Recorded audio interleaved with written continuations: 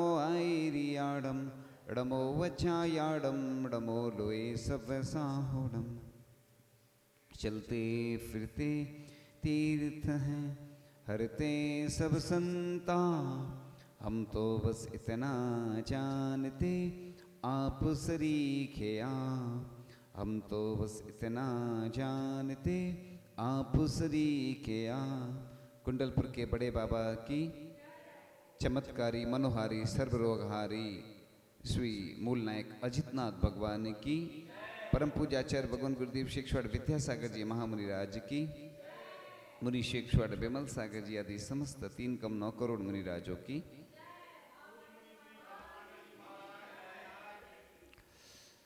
प्रतिदिन की भांति आज भी हम चर्चा करेंगे कि प्रतिदिन हम जो शांति धारा करते हैं उस शांति धारा का उद्देश्य क्या है, और हम भगवान को जो अष्ट प्रातिहार अर्पण करते हैं उससे हमें क्या लाभ होता है।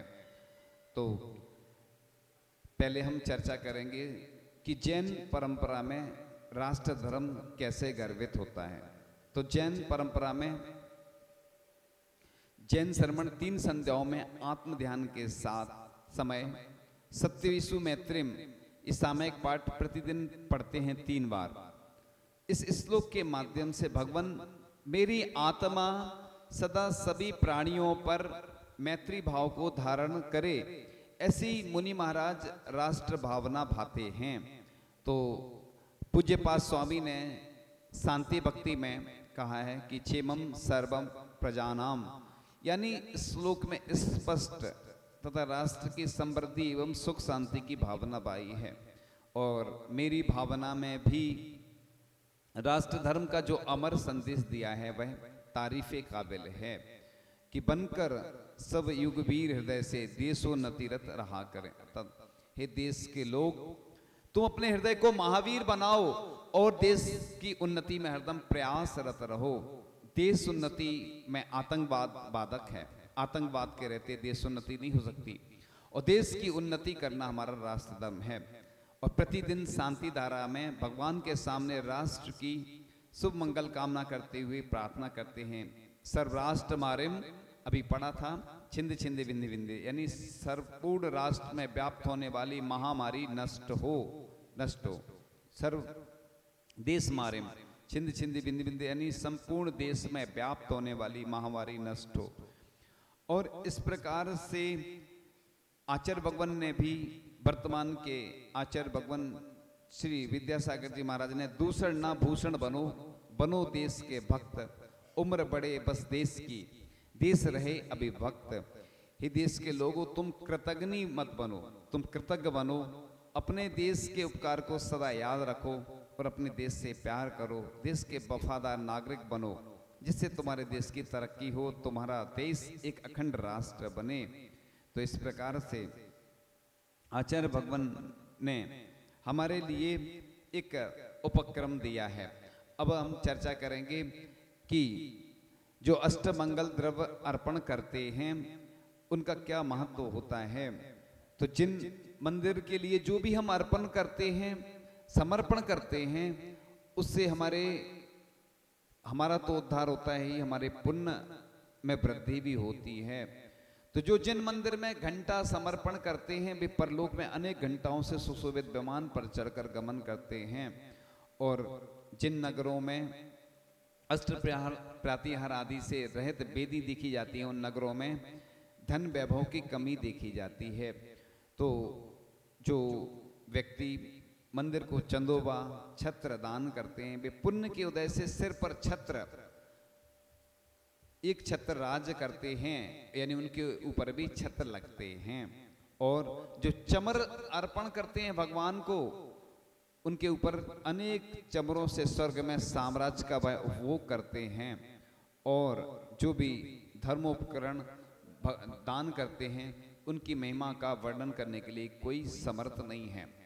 7वीं सदी में बरांगचरित एक ग्रंथ है, उसमें लिखा है कि राजा बरांग के द्वारा पूजा विधि का वर्णन करते हुए कहा कि राजा बरांग स्नान कर शुद्ध सफेद वस्त्र पहन करके धारण करके घर से ही द्रव्य सामग्री ले जा करके अभिषेक पूजा करते थे। यानी यहाँ पर बरांग चरित्र के अनुसार हम देखें तो घर से ही अपनी पूजन की द्रव्य लाना चाहिए। अभिषेक की बात अलग है, क्योंकि पूजन में तो दूर से ही करना है, भगवान के ऊपर तो अर्पण करना नहीं है। अपनी अच्छी से अच्छी सामग्री लाना चाहिए और भगवान को अर्पण करना चाहिए, उसी से अपने पुण्य में वृद्धि होती है। और लिखा है कि जिन बिंब के समक्ष छत्र चमर आदि अष्ट मंगल द्रव्य प्रदर्शित करते हुए पूजा करते थे।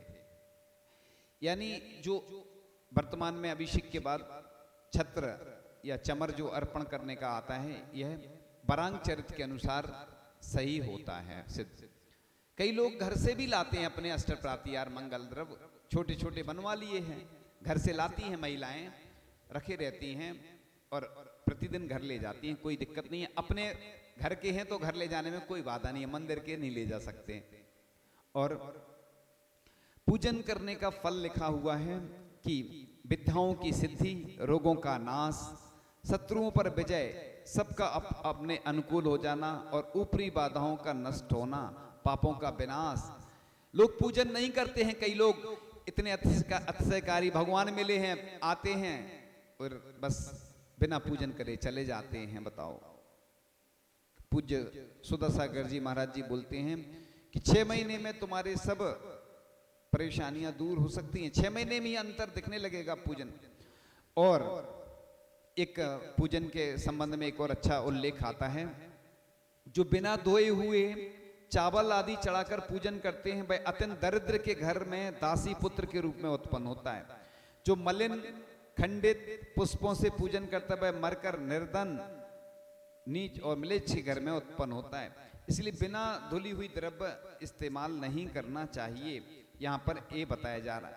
और जो जिनेंद्र भगवान की पूजन करते हैं उन जीवों के बात कोड़ आदि घोर दुख देने वाले दुख नष्ट हो जाते हैं और साकनी डाकनी आदि भूत पिशाच, दुष्ट, शत्रु, चोर, राजा आदि से उत्पन्न समस्त उपद्रव नष्ट हो जाते हैं। इसलिए भगवान की पूजन और भगवान के लिए जो भी अर्पण किया जाता है किसी भी माध्यम से, उससे हमारे पाप कर्म नष्ट होते हैं, यहाँ यह बताया जा रहा है। एक बार हमने उल्लेख किया था कि परेशानियों से बचाती है नियमित पूजा अर्चना। तो नियमित रूप से भगवान की पूजन करने से मन शांत रहता है, साथ ही परेशानियों में फंसने की संभावना कम हो जाती है। यह बात अमेरिका के शोधकर्ताओं के द्वारा किए गए अध्ययन में आई है। किशोरों का अध्ययन करके पाया कि धार्मिक अभिरुचि रखने वाले किशोरों का व्यवहार अच्छा होता है। जो युवा नियमित रूप से मंदिर जाते हैं और धर्म को जीवन का महत्वपूर्ण अंग मानते हैं, वे दूसरों के प्रति दुर्व्यवहार करने व परेशानियों में पड़ने से बच जाते हैं।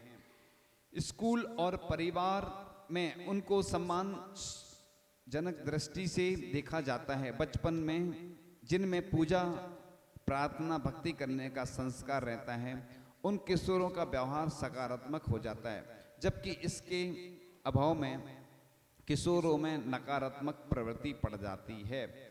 और नियमित पूजन प्रार्थना करने वाले किशोर सप्त व्यसन से दूर रहते हैं। एक बार प्रसंग में बताया था कि जो गंधोदक की महिमा का वर्णन करते हुए बताया था कि जो गंधोदक कुष्ठ आदि रोगों का क्षयकारक है, जो गंधोदक आपत्तियों के सतचक्र का निवारक है, जो शुभ गति के पंथ का सहचारी है, जो निश्चय ही विघ्न राशि का विदारक है, जो पाप रूपी सर्प के लिए नाश करने वाला गरुण है, जो इच्छित सुखों को देने वाला है, महान कल्पवृक्ष है, जो मिथ्यात रूपी बेल को सुखाने के लिए सूर्य का तेज है, जो सार और असार के भेद को प्रकट करता है, जो समस्त यंत्रों में परम यंत्र है, जो सकल मंत्रों में शुभ मंत्र है, जो समस्त रिद्धियों का दाता है, जिससे सभी सिद्धियां प्रकट होती हैं। उस गंधोदक की स्वर्ग में देवों ने वंदना की, वेंतर गणों ने वंदना कर अत्यंत आनंद मनाया, मध्य लोक में मनुष्य वृंद ने वंदना की, पाताल में नागेंद्रों ने वंदना की, वह गंधों तक ढुलता हुआ जहां जहां गया वहां तुरंत उसकी वंदना की गई।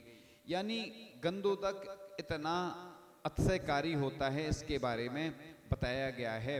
इसलिए यह जो गंधोदक है, हमने पूर्व में भी कई बार बताया है कि गंधोदक जब भी कोई अपने घर पर आता है तो उसको भी अपन गंधोदक दें। यह एक भगवान का जो गंधोदक होता है, जो भी अपने अपने घर पे कलश, 2 कलश रहें, एक कलश में गंधोदक हो, एक कलश में जल हो, और सबको देना चाहिए। शाम को उसका विसर्जन कर देना चाहिए। तो भगवान को छूने का अधिकार तो सीमित लोगों को ही मिल पाता है, इसलिए गंधोदक तो सभी लोग लगा सकते हैं। कई महिलाएं आती हैं, कहती हैं थोड़ा सा अभिषेक कर दो, दूसरों से कहना पड़ता है। अरे अपने परिवार के लोगों को बोलना चाहिए कि तुम जाओ अभिषेक करो और हमें घर पे लाके गंधोदक दो। ये सबसे अच्छा तरीका होता है। तो 1000 पूज्य सुधा सागर जी महाराज ने कहा था कि 1000 मुनिराज भी आशीर्वाद दें, उससे भी ज्यादा मंगलकारी है अगर घर के पुरुष खुद गंधोदक बना के अपने घर की महिलाओं को, बच्चों को लगाएं, और नौकरों को भी गंधोदक दीजिए, घर के पशुओं को भी गंधोदक लगाइए। घर पे आए मेहमान, घर पे आई बारात का स्वागत गंधोदक से करिए। इसके लिए छोटा सा कलश रखिए और मंदिर जी से कभी खाली हाथ मत आओ, उस कलश में गंधोदक भर के घर लाइए। ऐसा करना बहुत ही मंगलकारी है। ये गंधोदक बड़ा ऊर्जामयी होता है और लोग आज गंधोदक लगाने में आनाकानी करते हैं, और भगवान का अभिषेक जो करते हैं बड़े पुण्यशाली होते हैं। हमने एक दिन पूर्व में एक उदाहरण सुनाया ही था आचार्य श्री का। 3 बार ब्रह्मचारी जी के माध्यम से आचार्य श्री ने गंधोदक लिया। तो आप जब गंधोदक लगाएं तो अपने हाथों से अगर किसी को देते हैं तो आपके घर में कभी भी अन्य ऊपरी बाधाएं भी नहीं होती हैं, और उस जिस व्यक्ति को गंधोदक देते हैं वह भी आपके प्रति विशेष आदर सम्मान आपको देगा। इसलिए आज इतना विषय हमने आपको बताया, और अपन चर्चा कर रहे थे कि प्रातिहार क्या होते हैं। तो देवेंद्र के द्वारा नियुक्त प्रातिहार अर्थात कष्टों का निवारण करने वाले होते हैं।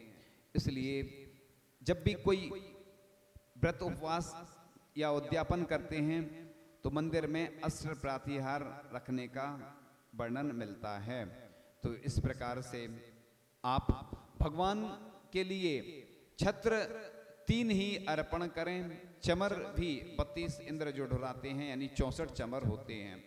भामंडल भगवान के आगे जो भी हम अर्पण कर रहे हैं, समर्पण कर रहे हैं, हमारी भक्ति प्रदर्शित करने के तरीके होते हैं। इस प्रकार से आपका जीवन उज्जवलमय बने। इन्हीं भावनाओं के साथ परम पूज्य आचार्य भगवान गुरुदेव शिक्षण विद्यासागर जी महामुनि राज की